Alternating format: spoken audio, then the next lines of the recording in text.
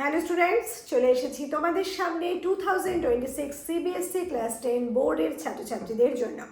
তোমরা যারা এই বছর বোর্ড দিচ্ছ, অর্থাৎ বোর্ড এক্সাম দিচ্ছ, তাদের বাংলা এক্সাম পড়েছে 23 ফেব্রুয়ারি। অতএব তোমাদের হাতে তোমরা পাচ্ছ মাত্র 36 আওয়ার্স। আর আজকের এই ভিডিওতে আমি তোমাদের জন্য একটা সম্পূর্ণ ভালোভাবে 36 আওয়ারের স্টাডি প্ল্যান নিয়ে হাজির হয়েছি। যে স্টাডি প্ল্যানটা সম্পূর্ণভাবে তোমরা যদি ফলো করো, সেখানে তোমরা কিন্তু এই সমস্ত সিলেবাসটাকে ওই সময়ের মধ্যেই ভালোভাবে কভার করতে পারবে বলেই আমার বিশ্বাস। এবং সেই সঙ্গে প্রত্যেকটা বিষয় ভালোভাবে গ্রিপে নেওয়ার পরও কিন্তু তোমরা রিভিশনের টাইম পাবে। সেটা কিভাবে? তাহলে দেখতে থাকো প্রথম থেকে শেষ পর্যন্ত আজকের এই ভিডিওটা। 21 ফেব্রুয়ারি তোমরা যখন দুপুরটা কাটিয়ে উঠছো, ঠিক সন্ধে 6টা থেকে 10টা একটা নির্দিষ্ট টাইম, এই সময়ের মধ্যে কিন্তু একেবারে অন্য কোনো কাজ করা চলবে না, ওঠা চলবে না। তোমাদের নিজেদের খাওয়া দাওয়া মোটামুটি সেরে নিয়ে তোমরা এই সময়টা সম্পূর্ণভাবে তোমাদের পোয়েমসের জন্য দেবে। বাংলার ছাত্রছাত্রীদের যে সিলেবাস তোমাদের, আমি জানি তোমাদের সিলেবাসটা বেশ অনেকটা। সেক্ষেত্রে কোনো কথা ভাবনা চিন্তা না করে প্রথমেই এই 6 to 10 PM তোমরা পোয়েমের জন্য রাখো। তোমাদের জন্য 4টে পোয়েম আছে, তোমরা জানো। এই 4টে পোয়েম প্রথমেই খুব ভালোভাবে একবার করে রিড করো। প্রত্যেকটা পোয়েম একবার করে রিড করো, প্রত্যেকটা পোয়েমের প্রত্যেকটা শব্দের অর্থ দেখে নাও ভালোভাবে। আর যদি প্রয়োজন হয়, যদি তোমাদের কিছু পড়া না থাকে, তাহলে যাদের কিচ্ছু করা নেই তাদের জন্য বলবো, অবশ্যই প্রত্যেকটা আলাদা করে ভিডিওর যে এক্সপ্লেনেশন ভিডিও আমাদের চ্যানেলে আপলোড করা আছে, সেই ভিডিওটা আগে দেখে নাও, স্কিপ করে দেখো মিনিংয়ের জন্য। এই কাজটা করা হয়ে গেলে তোমরা ওয়ান শট ভিডিও দেখতে পারো, যে ওয়ান শট ভিডিওতে আমি সম্পূর্ণভাবে পোয়েমের আলোচনা করেছি। এবার বলছি, তোমাদের প্রত্যেকটা পোয়েমের জন্য কিন্তু কোয়েশ্চেন আনসার লার্ন করা বা কোয়েশ্চেন আনসার তৈরি করাটাও বিশেষ প্রয়োজন। সেক্ষেত্রেও তোমরা কিন্তু এই 6 to 10 PM এর মধ্যেই প্রত্যেকটা পোয়েমের প্রশ্ন উত্তর ভালোভাবে গ্রিপে নেওয়ার চেষ্টা করবে। তোমাদের জন্য অবজেক্টিভ টাইপের প্রশ্ন আছে, তোমাদের জন্য 2 মার্কসের প্রশ্ন আছে, 3 মার্কসের প্রশ্ন আছে। কাজে সমস্ত প্রশ্নের উত্তর দিতে গেলে তোমাদের কিন্তু সম্পূর্ণ পোয়েমটাই গ্রিপে থাকতে হবে। আর যারা আমাকে বারবার বলছো সাজেশনসের জন্য, তাদের জন্য বলি, তোমাদের সিবিএসসি ছাত্রছাত্রীদের জন্য বাংলার সাজেশন করলে কিন্তু তোমাদের ভীষণভাবে ঠকতে হবে। কারণ তোমাদের এমসিকিউ টাইপের প্রশ্ন আছে, যেখানে সব কটা পোয়েম থেকে তোমরা প্রশ্ন পাবে, সব কটা চ্যাপ্টার থেকে তোমরা প্রশ্ন পাবে। তোমাদের 2 মার্কসের প্রশ্ন আছে, সেটা কোথা থেকে আসবে কেউ জানে না, কেউ বলতে পারে না, এরকম প্রেডিক্ট করাটাও খুব কঠিন। 3 মার্কসের প্রশ্ন আছে, সেটাও কিন্তু ওভাবে আলাদা করে হয় না। তোমাদের প্রত্যেকটা পোয়েম থেকে, প্রত্যেকটা স্টোরি থেকেই কিন্তু প্রশ্ন করা হয়। কাজেই কেউ কোনো সাজেশনস করতে যাবে না। ভালোভাবে কবিতাটা, এখন আমি কবিতার কথা বলছি যেহেতু, কবিতাগুলো ভালো করে রিড করো, কোয়েশ্চেন আনসার প্র্যাকটিস করো, দেখবে তোমাদের কোথাও কোনো সমস্যা হবে না। আর যেটা পজিটিভলি করবে সেটা হচ্ছে স্পেলিংগুলো ভালো করে দেখে নেবে। ওই ইম্পর্টেন্ট যে শব্দগুলো কবিতার লাইনের ক্ষেত্রে, কবির ক্ষেত্রে, কবিতার নামের ক্ষেত্রে, মূল গ্রন্থ, এই সমস্ত কিছুর ইম্পর্টেন্ট যে স্পেলিংগুলো আছে সেগুলো ভালো করে দেখে নেবে। আর অবশ্যই কবি পরিচিতি থেকে ওই কবির লেখা 2টো করে কবিতার নাম দেখে রাখবে বা শিখে রাখবে। আর ছোট ছোট বেশ কিছু অংশ দেওয়া আছে ওইখানে, ওই কবি পরিচিতির মধ্যে, ওই কবি কবে কোন পুরস্কার পেয়েছেন বাকি এগুলো থেকেও কিন্তু তোমাদের প্রশ্ন কখনো কখনো এসে যায়। কাজে একটু দেখে রাখবে, একেবারে না দেখে চলে যেও না। এরপর আমি চলে যাব 10টার পর, 10 to 10:30 এই টাইমটা তোমরা তোমাদের খাওয়া দাওয়া সেরে নাও, কিছুটা গ্যাপ নাও, কিছুটা রেস্ট নাও। এই সময় তোমরা যে পড়াটা তৈরি করেছো সেটা মনের মধ্যে একটু ঝালিয়ে নাও, নিজের মনের মধ্যে। আর বারবার বলছি, এক্সাম পিরিয়ডে যখন তুমি নিজেকে প্রস্তুত করছো, তখন অন্য কোনো কাজ করো না। একটা দিনের জন্য যদি মোবাইলটা পাশে সরিয়ে রাখা যায় অন্য কাজের থেকে, তাহলে কিন্তু কোথাও কোনো সমস্যা নেই। কেবলমাত্র তোমাদের পড়ার সূত্রে যেটুকু দরকার সেটুকু ছাড়া আর কোনো দিকে কোনোভাবে তোমরা তাকিও না। তাহলেই দেখবে তোমরা ভালোভাবে সময়টাকে ইউটিলাইজ করতে পারবে। এরপর ঠিক 10:30 PM থেকে 12:30 PM একটু বেশি পড়তেই হবে। সেখানে তোমরা গ্রামার প্র্যাকটিস করার জন্য যা সময়টা রাখো, এই যে 10:30 থেকে 12:30 2 আওয়ার্স আমি বলছি, সেই সময় কিন্তু গ্রামারটা ভালোভাবে পড়ে নেওয়া যায়। তোমরা এতদিন যে যা মেটেরিয়ালস রেখেছো পড়বে বলে সেগুলো ভালোভাবে পড়ো। আর যাদের কাছে কিচ্ছু নেই তাদের আমি বারবার বলবো, এই যে আমি টাইমগুলো দিচ্ছি, পোয়েম হোক, গ্রামার হোক বা স্টোরি হোক, যে কোনো কিছুর জন্য সেই টাইমটা কিন্তু যথেষ্ট। তোমরা যদি মনে করো ওই সময়টা সম্পূর্ণ ইউটিলাইজ করতে পারবে, তাহলে কোনো দিকে না তাকিয়ে আমাদের সমস্ত নোটস পারচেস করতে পারো। ওই সময়ের মধ্যে কিন্তু আমাদের সম্পূর্ণ নোটসটা তোমরা নিজেদের গ্রিপে নিতে পারবে। আর আমাদের নোটসে কিন্তু সমস্ত বিষয় খুঁটিয়ে লেখা আছে, কোথাও কোনো সব নম্বর মানে প্রত্যেকটা মার্কস তোমরা ওখান থেকে আনসার পাবে, সেই বিশ্বাসও আমার আছে। কিন্তু আমি কখনোই বলবো না যারা পারবে না ওই সময়ের মধ্যে নোটসকে তৈরি করতে তারাও নোটসটা নাও, যারা মনে করবে পারবে তারাই একমাত্র প্রয়োজনে নেবে। এই গ্রামারের যে অংশটা, এই সময় প্রত্যেকটা চ্যাপ্টার, তোমাদের 4টে চ্যাপ্টার আছে তোমরা জানো, সাধুচলিত আছে, তোমাদের সন্ধি বিচ্ছেদ আছে, আর আছে কি না তোমাদের বাক্য পরিবর্তন এবং সমাস। এই যে চ্যাপ্টারগুলো আছে তার থেকে প্রত্যেকটা থেকে কিন্তু প্রশ্ন করা হয়। সন্ধি থেকে 4 মার্কস, সমাস থেকে 3 মার্কস, বাক্য পরিবর্তন থেকে 3 মার্কস এবং সাধুচলিত থেকে 3 মার্কসের এমসিকিউ দেওয়া হয়। এছাড়াও কিন্তু তোমাদের গ্রামার পার্টে 3 মার্কসের আরও এক্সট্রা প্রশ্ন করা, মানে আরও এক্সট্রা কিছু প্রশ্ন করা হয় গ্রামার পার্ট থেকে, 10 মার্কস সেখানে থাকে। কাজে এই যে মার্কস, সেই সমস্ত মার্কস তুলতে গেলে তোমাকে কিন্তু সাজেশনস করে পড়লে চলবে না, প্রত্যেকটা বিষয় কিন্তু পড়তে হবে। আর গ্রামারের যে পিডিএফ আমাদের আছে সেখানে আমরা সন্ধি, সমাস, বাক্য পরিবর্তন ও সাধুচলিত সব কিছুর কিন্তু প্রচুর পরিমাণে এক্সাম্পল দিয়েছি। সেই এক্সাম্পল থেকে তোমরা কমন পাবে বলে আমার মনে হয়। বাক্য পরিবর্তনটা অবশ্য ওই এক্সাম্পল থেকে কমন পাবে এটা আমি বলতে পারি না, কখনোই সম্ভব নয়। কিন্তু হ্যাঁ, বাক্য পরিবর্তনের কিছু নির্দিষ্ট মানে বিষয় আছে যেগুলো শিখে নিলে তোমরা কিন্তু কমন পেয়ে যাবে বা ওরকমভাবে করে নিতে পারবে, কোথাও কোনো সমস্যা হবে না। সেভাবে গ্রামার সেট তৈরি করা হয়েছে।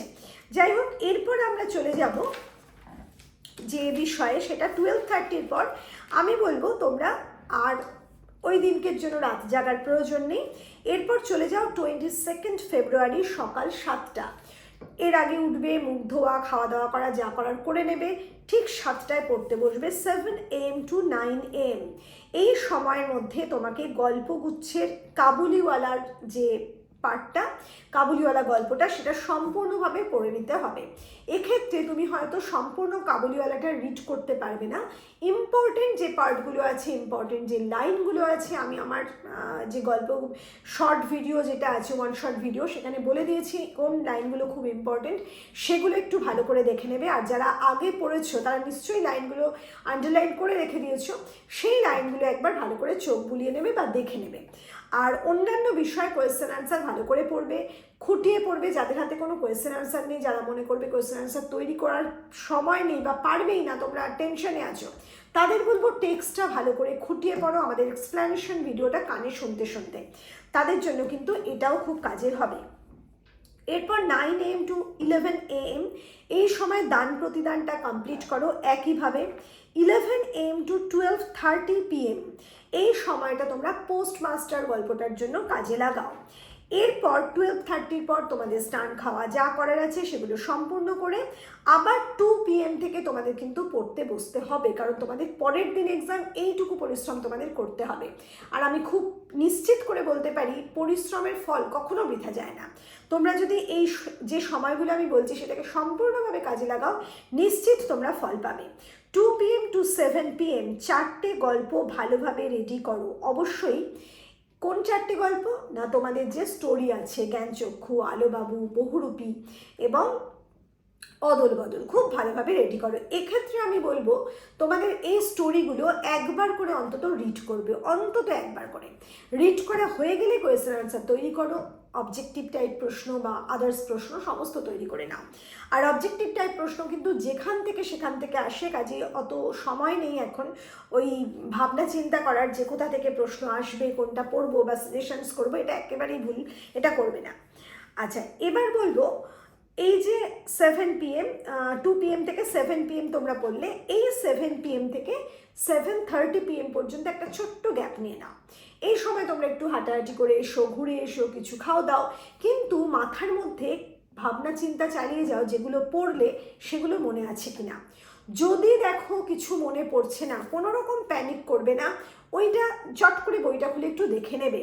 যাদের মনে হচ্ছে যে মনে পড়ছে না, তাহলে হয়তো এক্সাম হলে গিয়ে আমি সবটা ভুলে যাব, একদম কিন্তু এরকমটা হবে না। তোমরা দেখবে এক্সাম হলে তোমাদের সবটা মনে পড়ে যাবে, কোথাও কোনো সমস্যা হবে না। এবার ঠিক 7:30 to 8:30 PM এই সময়টা তোমরা রাখবে এডিটোরিয়াল লেটারের জন্য। এডিটোরিয়াল লেটার কীভাবে তোমরা প্র্যাকটিস করবে একদিনের জন্য, যারা আগে কিচ্ছু করনি, প্র্যাকটিস করনি, তাদের বলবো টোটাল ফরম্যাট, মানে তোমাদের এডিটোরিয়াল লেটার লেখার যে ফরম্যাট আছে সেই ফরম্যাটটা কিভাবে করতে হয়, ফরম্যাটের যে ফিচারটা সেটা অবশ্যই ভালোভাবে জেনে নাও। যদি তোমাদের হাতের কাছে কিছু না থাকে, এর জন্যও কিন্তু আমাদের ভিডিও আপলোড করা আছে, সেখানে গিয়ে তোমরা দেখতে পারো।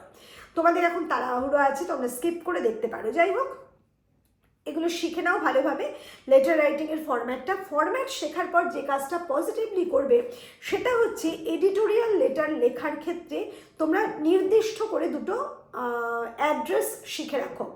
একটা যাকে লিখবে লেটারটা তার অ্যাড্রেস, আর একটা নিজস্ব অ্যাড্রেস, ভালোভাবে, যাতে করে এক্সাম হলে গিয়ে তোমাকে ওই অ্যাড্রেসটা নিয়ে ভাবনা চিন্তা করতে না হয়, চট করে যাতে লিখতে পারো। আর হাতের কাছে যদি কয়েকটা লেটার থাকে তাহলে তার বিষয় একটু রিড করে নাও, সেগুলো শুধু জাস্ট রিড করো, লার্ন করার কিচ্ছু নেই, জাস্ট রিড করো, যাতে করে তোমাদের টপিকটা দেখলেই তুমি কিছু লিখে আসতে পারো। এই হচ্ছে কাজ। এবার রিড করার সময় যদি তোমার মনে হয় যে এই ধরনের স্পেলিংগুলো আমার একটু অসুবিধা হচ্ছে, পজিটিভলি সেই স্পেলিংগুলো নিয়ে একটু ভালো করে ভাবনা চিন্তা করবে, সেগুলো দরকার হলে প্রয়োজনে লিখে লিখে লার্ন করে নাও। এই হচ্ছে তোমাদের কাজ।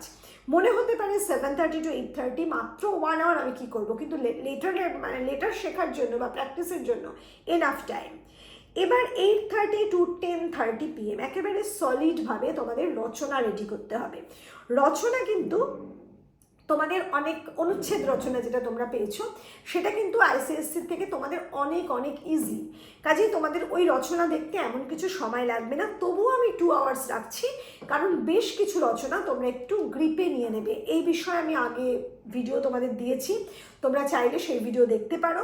আর যদি সম্ভব হয় তোমাদের জন্য নতুন ভিডিও 2026-এর জন্য কিছু এক্সট্রা তো অ্যাড হয়েছে, যেগুলো খুব ইম্পর্টেন্ট, তার ভিডিও আমি আপলোড করবো যদি সম্ভব হয়। যদি সম্ভব না হয়, আমার পক্ষে আর সম্ভব না হওয়ার চান্সই বেশি, সময় কম, সেক্ষেত্রে তোমরা নিজেরা একটু উল্টে পাল্টে বেশ কিছু রচনা ভালোভাবে দেখে রাখবে, রিড করবে। আর যেগুলো ইনফরমেটিভ হয়, সেই ধরনের ইনফরমেটিভ রচনা লেখার জন্য সেগুলো কিন্তু লার্ন করতে হবে, কারণ ইনফরমেশন যদি তুমি রং দিয়ে আসো সেক্ষেত্রে কিন্তু তোমার মার্কসটা কাটা যাবে, সেটা ভালোভাবে লক্ষ্য করবে। আর